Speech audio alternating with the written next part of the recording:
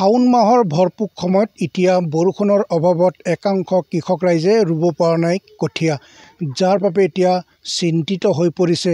এই সময়খিনিত যি শাওন মাহ, এই শাওন মাহত পথাৰত পানীৰে উপচি থাকে, কিন্তু এবাৰ ইয়াৰ বিপৰীত ছবি দেখিবলৈ পোৱা গৈছে। এই সময়ছোৱাত এতিয়া বৰষুণ নাই, পৰ্যাপ্ত বৰষুণৰ অভাৱত আজি কৃষক ৰাইজ চিন্তিত হৈ পৰিছে, ৰুব পৰা নাই কঠীয়া। মই বৰ্তমান উপস্থিত আছোঁ শোণিতপুৰ জিলাৰ ডফলাবিল গাঁৱত। মই ডফলাবিল গাঁৱৰ এখন পথাৰৰ দৃশ্য দেখুৱাইছোঁ। এইখন এখন বিশাল পথাৰ, য'ত আজি কৃষক ৰাইজে কঠীয়া ৰুব পৰা নাই। ধান খেতি ৰোৱা পথাৰতো এতিয়া চিৰাল ফাট দিছে বৰষুণৰ অভাৱৰ বাবে। মই যিখন গাঁৱত আছোঁ, এই গাঁওখনৰ যি কৃষিভূমি, কৃষক ৰাইজে হাল বোৱাৰ পিছতো পানীৰ অভাৱত তেওঁলোকে এতিয়া কঠীয়া ৰুব পৰা নাই। এই সময়খিনিত এতিয়া চিৰাল ফাট দিছে। মই পথাৰৰ দৃশ্য দেখুৱাইছোঁ, মোৰ সহযোগীয়ে দেখুৱাব সমগ্ৰ দৃশ্য।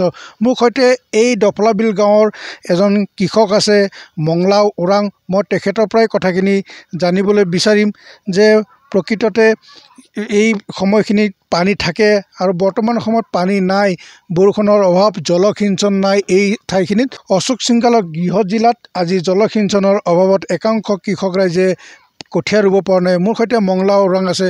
দাদা, আপোনালোকৰ পানী এতিয়া শুকাই গৈছে, পথাৰত ৰুব পৰা নাই, কি ক'ব? কি ক'ম, পথাৰ পানী নাইতো মই কি ক'ম আৰু, একো কোৱা নাই আৰু কি কৰিম, উপায় নাই কোনোফালে। কোন ব্যৱস্থা, কি ব্যৱস্থা কৰিম আৰু, পানী থাকিলে ব্যৱস্থা কোনো এটা কৰিব পাৰি। এতিয়া ৰুব পৰা নাই? ৰুব পৰা নাই।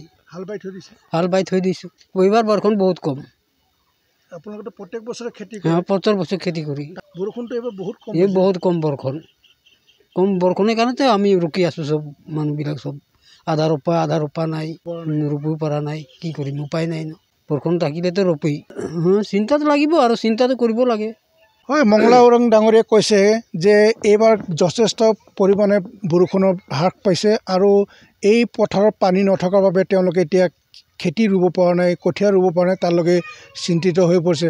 যি সময়ত অসম চৰকাৰৰ জলসিঞ্চন মন্ত্ৰী অশোক সিংগালে জলসিঞ্চনৰ ব্যৱস্থা কৰি অহা বুলি ঢাক ঢোল বজাইছে, তাৰ সময়ত শোণিতপুৰ জিলাতেই জলসিঞ্চন ব্যৱস্থা নাই একাংশ কৃষিভূমিত।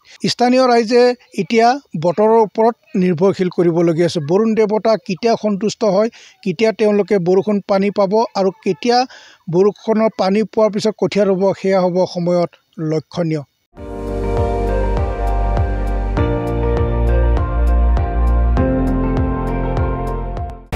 আপুনি চাই আছে ND24, সৰ্বশ্ৰেষ্ঠ নহয়, সৰ্বোত্তমৰ দৌৰত।